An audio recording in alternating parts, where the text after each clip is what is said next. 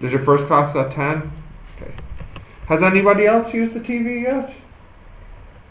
No? Just me then, okay.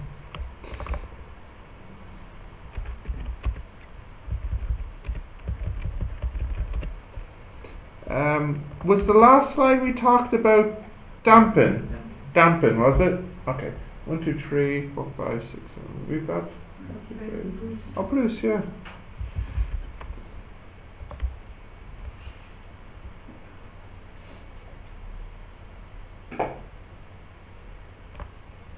Oh, yeah. So we're onto the different colour. Okay, now let me explain what's happening here. So in this picture, this is moving in simple harmonic motion, this capital X, and this one here is simple harmonic motion as well. So, for example, just to draw this to be clear, here's a spring, here's a little mass on it, and maybe this is the equilibrium here, and it will go back and forth, back and forth, back and forth like this. Okay, so that's just normal simple harmonic motion. But what about if instead of sticking it to a wall, we do something like this? There's maybe the origin there again, but the wall is actually something which can move as well with simple harmonic motion. So we call such a picture a forced harmonic oscillator. In other words, it's simple harmonic motion, but then at one of the ends we have something else which is doing a simple harmonic motion. So before continuing, you might want to draw this. Can you see okay? Can you see? You sure? Yeah.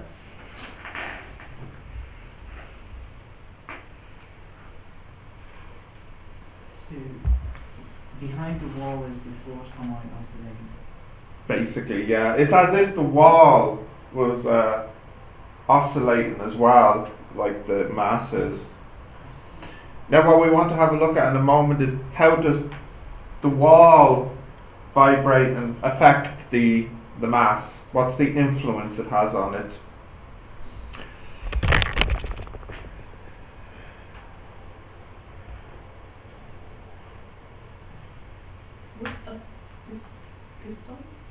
Piston, yeah. Do you know what a piston is? It's the thing inside of the car or the train that moves up and down. You might know it actually if I draw the picture beautifully. You have the gas that explodes and it causes the piston to move up and down, which turns a wheel. Because this says it's a piston, in my head I'm picturing this is maybe stuck to a wheel that's pushing it back and forth. That's kind of how we use the word piston.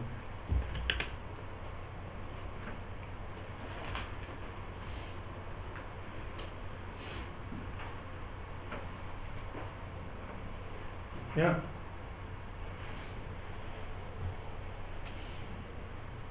Continue. So, we have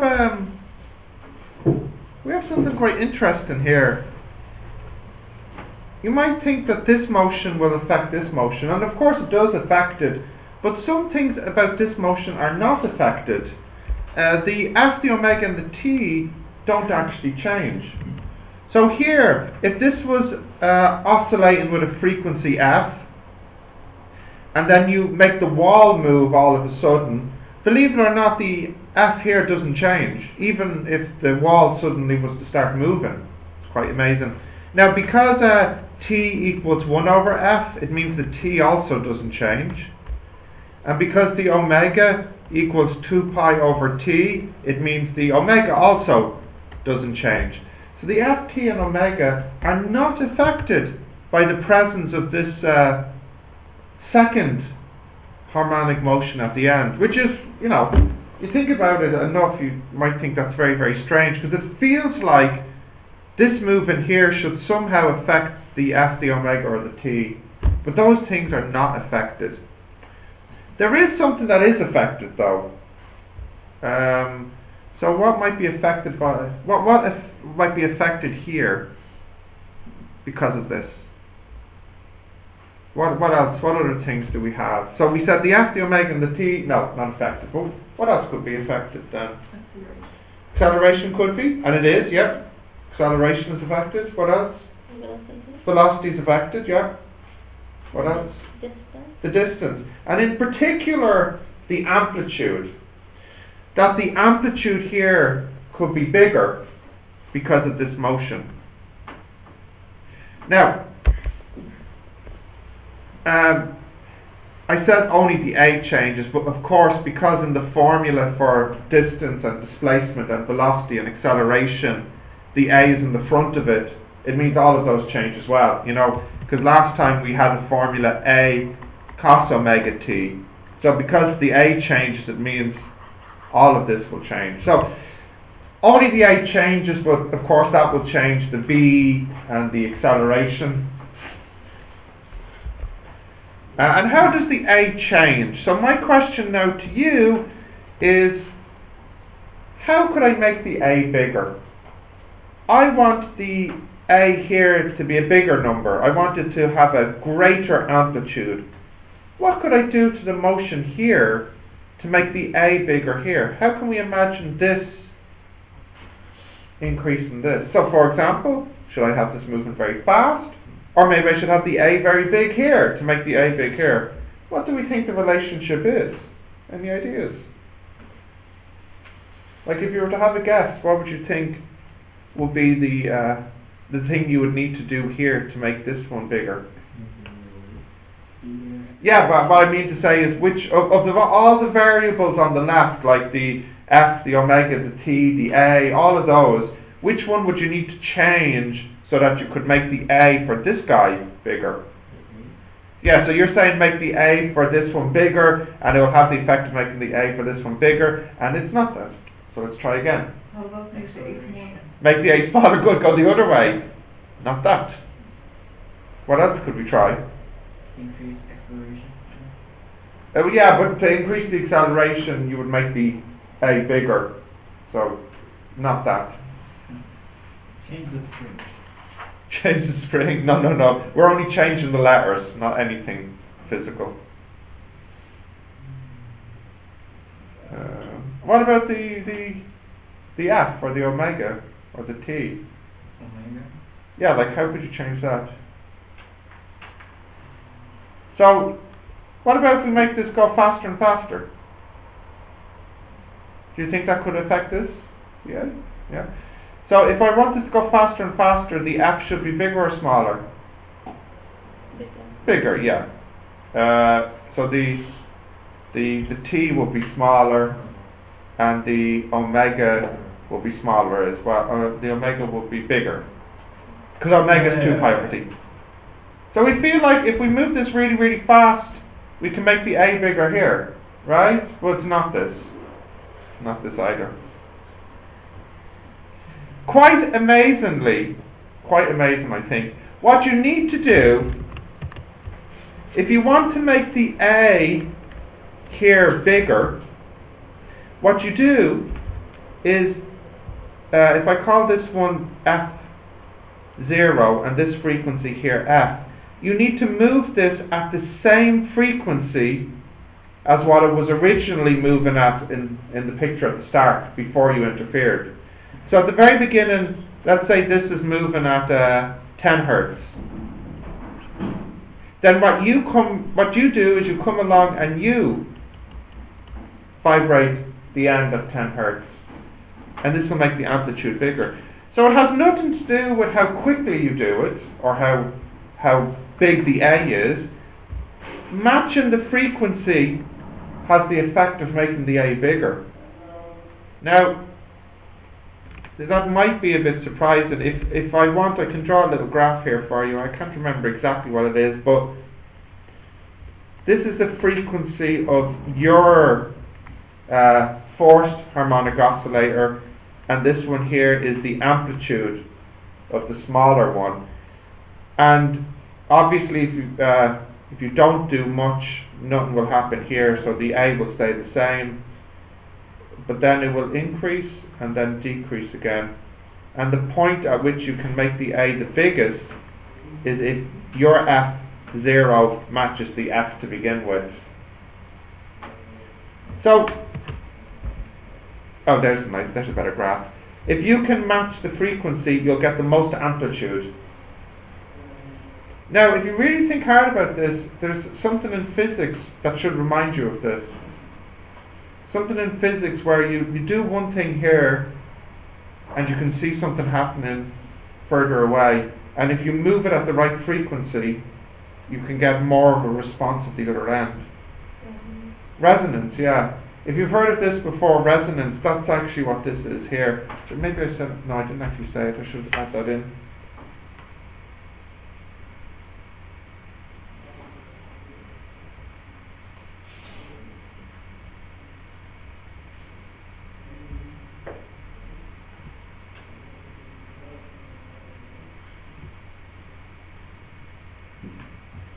So this is how the A changes. By using the frequencies? Yes, by matching the frequencies. I'll give you an example where you know this. So you probably have seen this before, but imagine a glass here, and inside the glass are lots of little atoms. Of course, you know this from chemistry. And what you probably also know is these atoms are actually vibrating. Of course, we can't see this, but they're vibrating. Okay? Their motion is simple harmonic motion, and they each vibrate with a frequency, the same frequency. If you have a sound here, and you can make the sound have the same frequency that the atoms have, then what you're doing is, you're basically doing this. This is like the atom, and this is like your sound source. You're providing energy at the same frequency that they're already vibrating at. And what we've learned is, doing this would increase the amplitude. So what happens to these atoms? They increase more and more, until they're vibrating so much you can actually see the glass vibrating, and then breaks, because they're vibrating too much. So this is actually, this is exactly the same phenomenon as this. It's exactly the same thing. Should be same because Has to be the same for the most effect, yeah. why? Yeah. Because, it's complicated. So the reason for this graph is complicated. The maths is something you can't do until next year. It's too advanced. Simply, I don't even know if I can make it simple. This is one of these problems in physics where it's easy to explain it using the formula. The formula is too difficult for you. You're not ready for it yet. If the sound frequency is the more bigger. Funny, if the sound, just like here, if the frequency is bigger, then you actually get less amplitude. I really, really want to give you a nice, simple answer, but there is no simple answer to this. I know what the answer is, and I can't think of any way to explain it simply to you.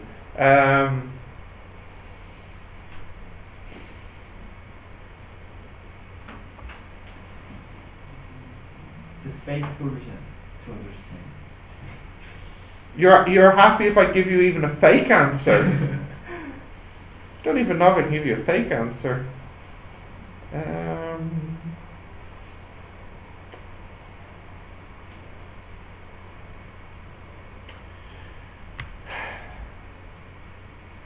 I suppose the best way to put it is, when you have two things vibrating, if they have the same frequency, then they can work together to get bigger and bigger. But if this one here is vibrating too fast, it's almost like you sometimes see these types of things happening in physics, like you know, the water boat has the boat has a blade under the water, and it spins and the boat goes forward. Now you understand, of course, if the blade spins slowly, then the boat doesn't move fast. But in fact, if the blade spins too fast, the boat doesn't move, because the water just goes everywhere. So there's some speed that makes the most result. It's kind of the same thing here. Like, you think, oh, if I move it really, really fast, I can get more of a result. But if you do it too fast, then the spring can't work together quickly enough. It's just left behind as this moves really fast. Basically, you want the two to work together. So if this is already working, you need to match it so you can work together. It's like a matching to like a teamwork. Teamwork's the answer. Yeah. Okay, continue. Yeah. So the intensity of the vibration depends on how big the amplitude is and not the frequency. Just frequency. Or just frequency. Yeah. So you could move this just a little bit or a lot, and it has the same effect if the frequency is matched. So actually, you don't even have to move this. You don't even have to move this much to get the amplitude increase in here. You just have to match it. Yeah. If I increase the frequency high enough, it still won't break the glass. Yeah, if the frequency is too high or too low, it won't break the glass. It has to match it. And this matching is actually called resonance, which is something you heard of before. There is a famous example, in fact so famous you might even know about it, in America a long time ago, maybe, I don't know, 100 years ago. There was a bridge called the Tacoma Bridge, and the Tacoma Bridge had a very big design problem. So what would happen is the bridge, here's the people on it going across the bridge. It had a natural frequency, I think, of about I can't remember what it was. But anyways, whatever the frequency was, unfortunately, it was the same frequency that the wind would blow at. So although the wind wasn't too strong, because the frequency that the wind was blowing at and whistling at was the same frequency at the bridge, it actually meant that although the wind wasn't that strong, it caused the bridge to start vibrating, and vibrated so much that it collapsed. So whoever was designing the bridge, they knew the bridge had to be strong enough to stop the wind, but not only does it have to be strong enough to stop the wind, the frequency can't be something similar to the wind. This problem happened again in the UK maybe 20 years ago. They built a bridge, but unfortunately the bridge had a frequency, I think, of 1 hertz. So it meant as the people were walking across, you got to realize that people were hitting the ground at the same frequency, because when you walk, okay, maybe it wasn't 1 hertz, but what would that be? 1, 2, yeah, every time someone walks on the bridge, they're hitting it at a frequency of 1 hertz. So you have 1,000 people on the bridge, 1,000 people hitting it at 1 hertz, and then the bridge starts to sway. So there's a video online of this, of people walking across the bridge, and then you start to see the bridge shaking more and more. They were able to fix it. So anyways, it is a problem. It is a big problem in engineering. You don't want this. You don't want to match the frequency with anything that's using this frequency nearby. People, wind, anything like that. It could cause a design problem. Okay. Did you write this down? Yep. Right, so here's our first example.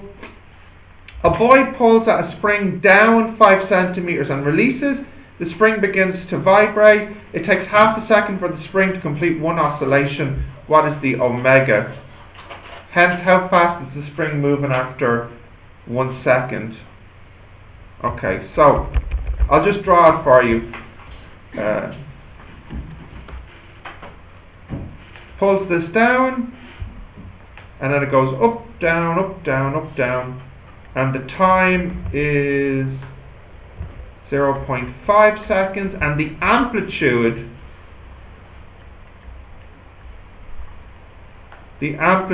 is 5 centimeters. And I'll let you try this because I think you can do this. Firstly, I want the omega, and secondly, I want the V after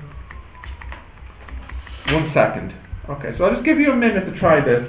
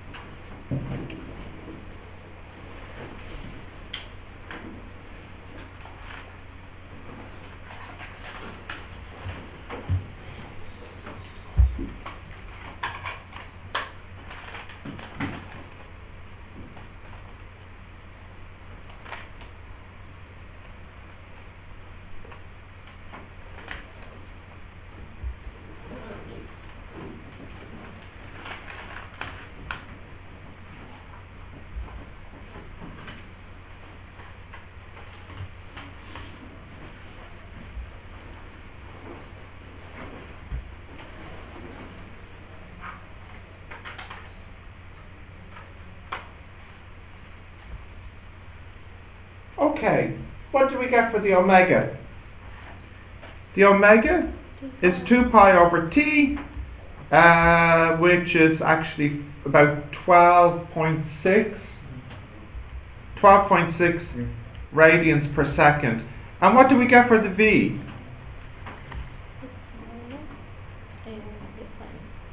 Yeah, which one is it? It's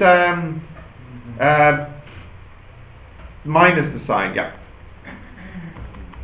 Whoops. Minus a omega sine omega t. Yeah. Now, why is it not necessary to do this, actually? I was kind of being a bit sneaky. You could do this, and that's fine, but let me see. If you do this, you will get an answer of 0. I think. Yes. It'll be 0. Did you get 0? Huh? Why is it negative? Well, I suppose I should really perhaps say it's positive. It depends which way I want to call positive and negative here. Which would you prefer? This is positive or this is positive? Because if you look at it sideways, the formulas I did yesterday, it works if I call this side positive, this negative, and this one starts on the outside in the positive. So that is cos for x and minus sine for v. If you don't like this and you want to switch the signs, that's fine. It just means in my picture it's easier for me to call up minus and down positive. The minus is telling me that it could be moving up if this is a minus. You don't seem happy. You happy? But then we still get the same answer if we use different signs. Yeah, if you swap the sign, you get the same number. It's no problem. And in fact, I know what you're going to get. You're going to get 0. Now, somebody tell me why I know the answer is going to be 0 here. I think you can know. You think we can? Yeah, I think you can. I believe in you. Why do you think the answer is 0? Why am I not even calculating it? I know the answer is already going to be 0. Because Yeah? This is the velocity. True. No, it is velocity. But how can I do it so quickly without calculating it? Displacement is not change. No, it isn't. Is it? It Yeah, isn't. but coming back to the point. That's the key thing. Because of the t. It's because of the t. It's because it's coming back to where it started. So, for example, if the t is half a second and I want this velocity after 1 second, well, what has happened? It goes up and down half a second, and then another half a second it goes up and down. So actually here it's back at the start, which we already know is at rest, because you pull it down and you let go. That rest at the beginning. So I know it's going to be 0. Now if you don't believe me, fine. You can take out your calculator and type in a omega sine omega t. and you'll get 0 or close to it. Should we put omega in degrees or radians? What do you think? Before I tell you, what would you pick? Degrees? Oh, I picked the wrong one. Radians. Guys, can I give you a little tip on how to know when to use degrees or radians? Have you done this in maths class yet? Okay, so here's the tip. It's quite simple. You always, always, always use radians unless you see a degree symbol in the question. And that's it. Always, always, always use radian unless you see a degree symbol in the question. What do you mean? You use radians? The mode on your calculator. But when I calculating and it's degree, I'm getting the right answer. It's weird then. Did you use degrees for the whole question? Did you get 12.6 here? Yes. You got 12.6? Yeah. Oh yeah, of course, sorry, you would get 12.6 here because there's no sign or cost in this. So there's a price. But that's okay. That's not going to, the mode of the calculator is not going to affect that. But down for the time one, I got negative 0.7. Oh, that's a little too big actually. It's not quite close enough to 0. Put in radian mode. Guys, this is the rule. You all think that the natural mode is degrees. And I know why you think this. Because this is what you first learn in primary school, in middle school. You first learn how to measure angles in degrees. So you all think in your head, degrees is natural, radians are unnatural. It's the opposite. In maths and physics and engineering, radians are natural and degrees are unnatural. So you shouldn't be saying, do I need to use radians? You should always be using radians and instead think, do I need to use degrees? Okay, so you need to switch that in your head. Continue? Continue? Okay. Okay, is that okay? Yeah? Right. A molecule is vibrating at 1420 megahertz and the amplitude is 2.93 times 10 to the minus 15. Okay. Tell me what the omega is. And just be careful, I said megahertz here. Calculate the omega, please. I give you the F and the A. Let me just open up the calculator, please.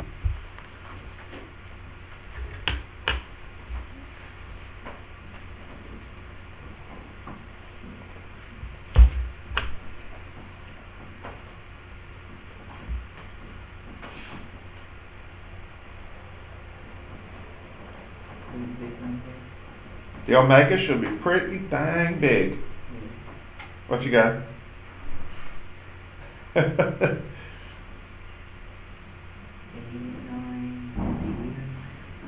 That big, huh? Let's have a look. So,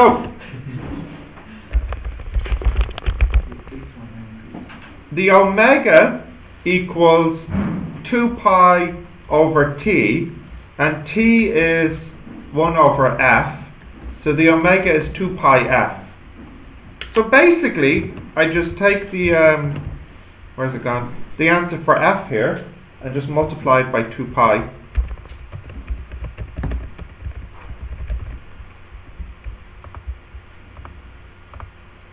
Yes. Let's see.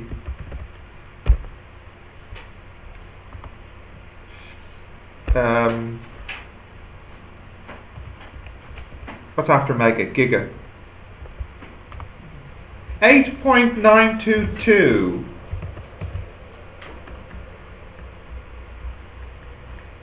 Giga radians per second. That's the answer. Okay, try the next one, and you have to think carefully about this one. What is the maximum velocity? And I'll give you a little hint. You should use the formula V equals plus or minus, but since I'm looking for the maximum, I don't care about the minus. So plus square root Oh, sorry, I left something on the outside, didn't I? Omega. There's an omega here or an a? So omega square root a squared minus X squared. x squared. Yeah, I said to change the s to an x, didn't I? Yeah. Woo-hoo. Okay, so my hint is you have to use this formula. So I want to know what is the maximum velocity.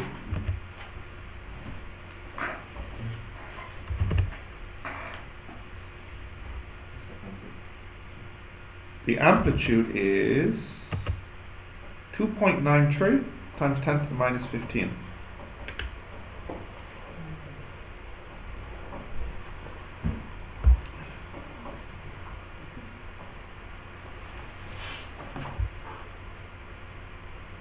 Can you please hold up to it? Yeah.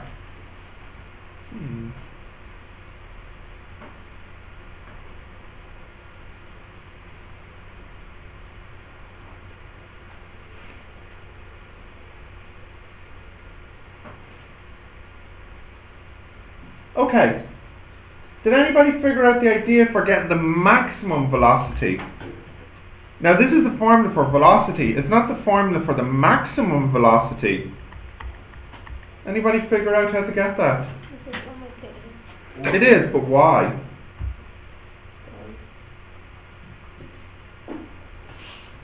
Give me a beautiful answer. Why is it omega A? Because it's Wait, she's going to tell me. Then you can tell me. Do you know why? Or you just remember somebody told you that? I don't know that from high school. But do you know why now? because the to be a maximum point, Yes? the x Yes? should be 0. Why? Because x in the boundary minus Yes. a Yes. plus a. Yes? So Yes? if x be there medium, Yes? the gap Yes? is bigger. Good. That'll do nicely. Or simpler, look at this. This constant, yes? This here, constant. This here changes. If I want to make this big, I can't change this, I can't change this, only this changes. For this to be biggest, this should be smallest, because we are minusing it. So if we want to make a big answer, we need to make this small. The smallest x squared can be 0. So you get omega root a squared, which equals omega a. Now I already have omega on my calculator. Here it is here.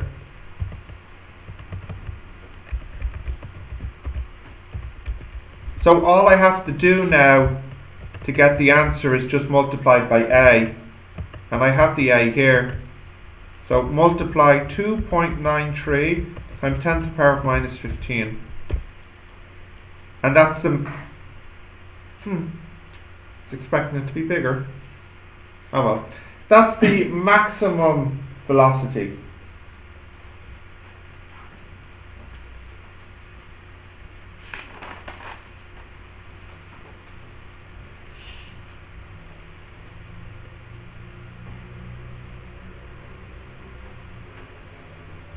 Okay, continue. What is the maximum acceleration? Well, by using the same logic, if a equals minus omega squared x, and I don't care about the minus, so I just have omega squared x, how can I make the acceleration maximum? Yeah, because if I want to make this big, I need to make this big. I can't change this, but I can. This changes. What's the biggest x can be? A. So the answer is omega squared a. Okay, so if I go back on my calculator, oh, well actually, that's equal to omega a. I already know what this one is, because that's what I just worked out earlier. Ah no, I'll just retype it in, never mind. Okay, back. Okay. Squared times the A. 2.93 times 10 to the power of minus 15. Okay, that's the maximum acceleration by using that formula.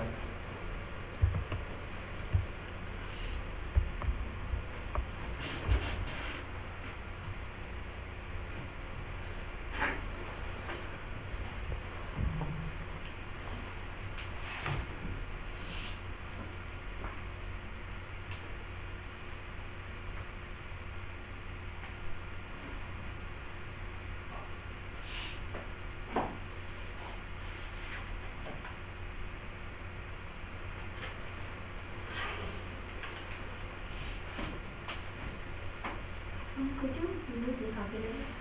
Yes.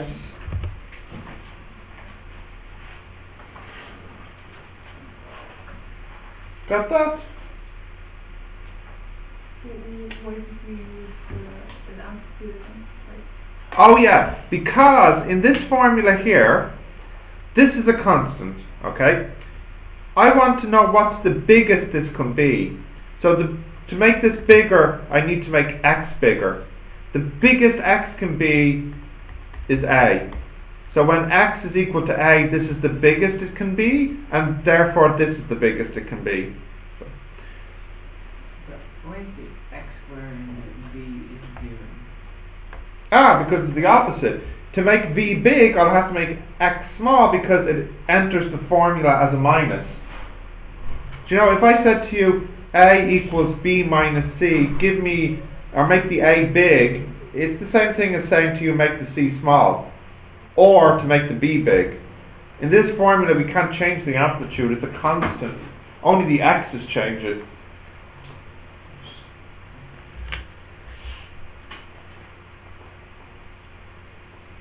Why the acceleration formula have a negative sign? The purpose of the minus is just to tell me it's in the opposite direction to the x. So when the x is on the right, it's actually accelerating to the left, and when the x is negative, the a is positive. So the minus is just to remind me that the acceleration acts opposite to where it is. Yeah? Continue? Okay. One more question, I think. A car shock absorber of mass 2 kilograms in a car is struck and it begins to vibrate so that it oscillates twice per second and compresses up to 2 centimeters. How much energy is stored when it's fully compressed? So you have this shock absorber, it's a spring in a car, and when the car hits the speed bump it vibrates. So my question is, when the spring is fully compressed, how much energy is in it? So I'll just draw the picture here.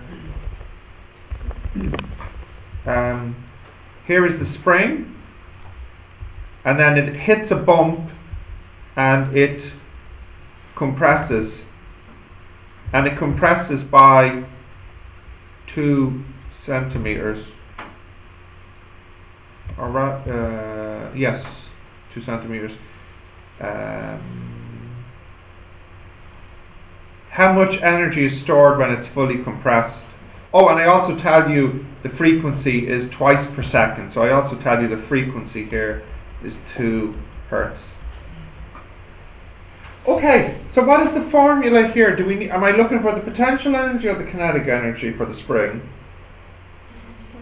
Potential, actually, because I'm looking for how much energy is stored in it when it's compressed and at rest. Yeah? Is that okay? Yes? Right. What is the amplitude here for this problem? So this spring is going, it's vibrating up and down. Well, let me try and draw this a bit better. So it's going like this. Starts here, and then it gets hit by a speed bump, so it goes, compresses, and then goes back down. So it's going like this. So I'm saying that compresses by 2 centimeters. What's the amplitude?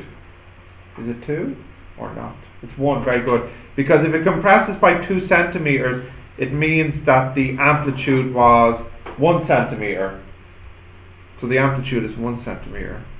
Okay, so we know the amplitude and we know the frequency. Good. What's the formula for potential energy? What is it? Omega. Half m omega squared x squared. Now I actually made a small mistake in the question, which I see now. It's not the mass of the spring, it's the mass of the car.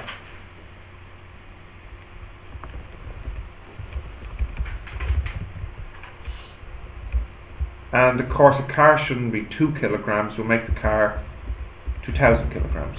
Okay. So, do I know the m? I do, it's 2,000. Do I know the omega? Well, I could know it from using the f. But what is the x for this problem? I want to know how much energy it has here when it's fully compressed. So what's the x? Very good, -1, yeah. But because it's square root, I don't need the minus. So it's a half times 2,000 times omega, which is 2 pi f times 0.01 squared. 2 pi f, oh thank you, squared. So that's 1,000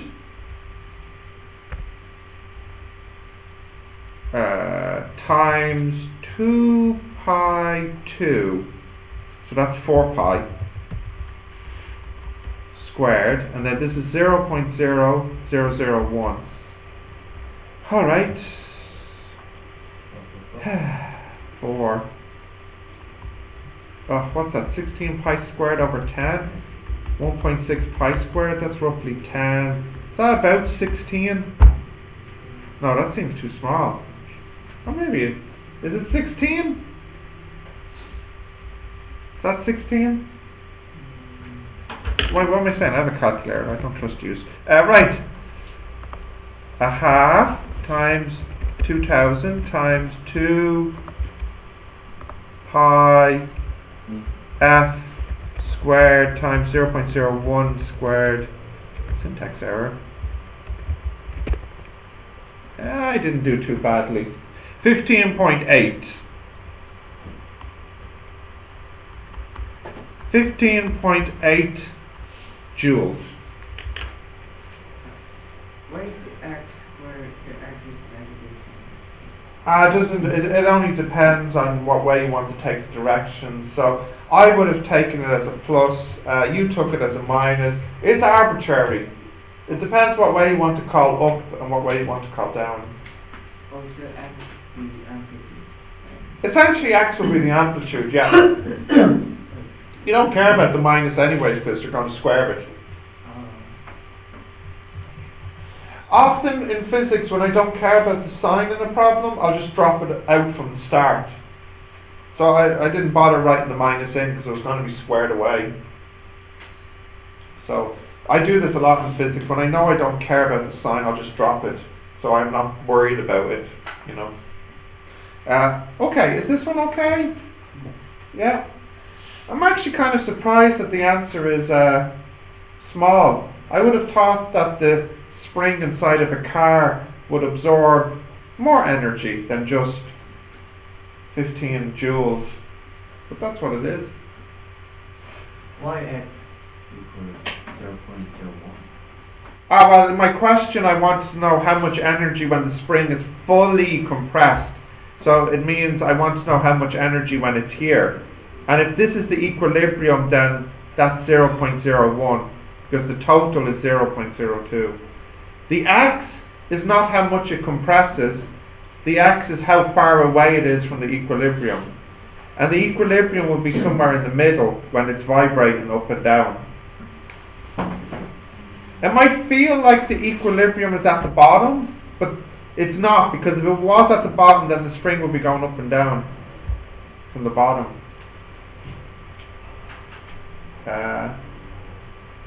Yeah, I don't know if you're happy with that. Happy? You don't look happy. No. No. Convince me. Is it okay? It's okay? It's not okay. Yeah. No, I don't believe you. What's wrong? Tell me. I'll draw it. Here's the spring. Yeah. Not moving. Yeah. Then I hit it and it starts to move. So here it is moving up and down, up and down, up and down. So this is when it's in a full position, and this is when it's in its compressed position. And in the question, I guess I could have been clearer. This is 2 centimeters. Oh, so maybe it is 2 centimeters. Do you know what? I'll prevent all confusion by just changing this to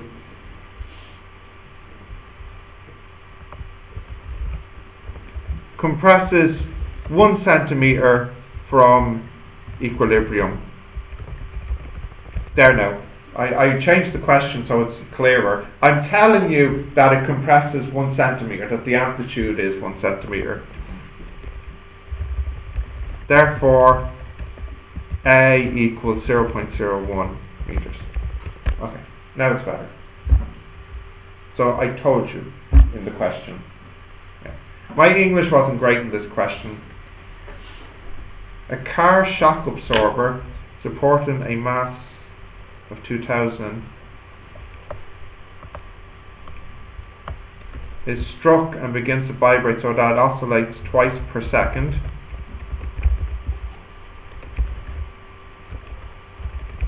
F equals 2 hertz and compresses up to 1 centimeter from equilibrium. Therefore A equals 1. Okay. When it is fully compressed. Yeah, okay, now. Why 1 centimeter is 0.1? Because we must use meters. We must use meters for physics calculations, yeah. Okay. So how much is it totally compressed? Now, in my reworded problem, 1 centimeter. I changed the question so that it's clearly me telling you it's compressed by 1 centimeter. So it's fully compressed 1 centimeter. From equilibrium. Yes.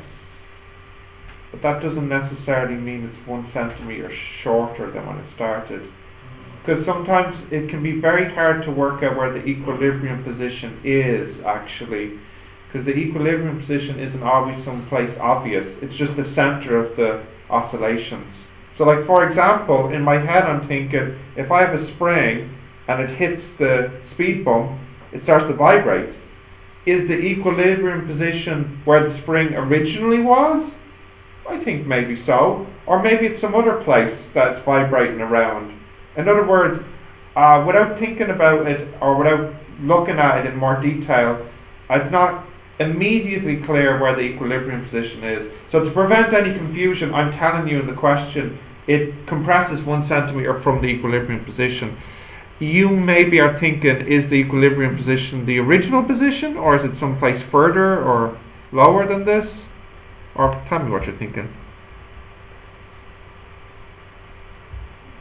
No, come on, tell me. I'd love to know, tell me. In the question you is now, is the equilibrium is the original length? Who knows? I don't. That's why I'm not mentioning it in the question, so I'm just telling you what it is. I think it will be the original place. The original length is where the equilibrium position is. Or not.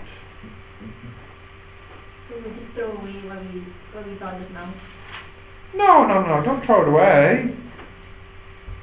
Change the question. All the numbers are correct. Everything that I calculate is the same. Yeah, but equilibrium point is different. You want what the picture looks like. So we have this. The problem is, I don't actually know where the equilibrium is, if I'm honest with you. Because if I hit the spring, it might go like this. It might jump up and then vibrate around the original length. Or it could do something like this.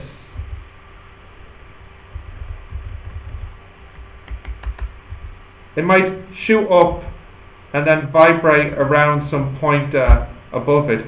Now I really think it's going to be this. But something in my head doesn't like the idea for the car that it comes further down than when it started. It makes me unhappy. So I don't want to think about this, because I don't like thinking about hard things when I don't know the answer. So instead, what I'm saying is, I'm telling you in the question, it compresses 1 centimeter from equilibrium, wherever that equilibrium position is.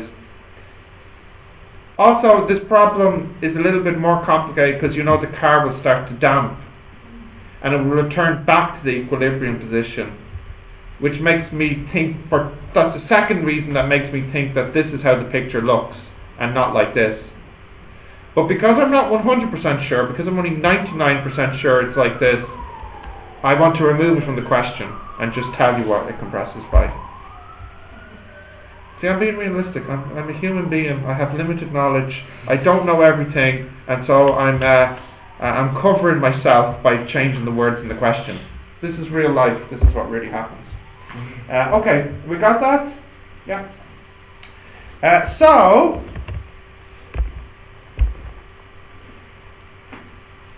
We have a second class now. But if you want, you can take a break for a couple of minutes before we stay, because you probably need a few minutes to gather your thoughts. And then in a few minutes we'll start the last lesson then on the mechanics chapter then. Can I close this? Yeah. Yep. Okay.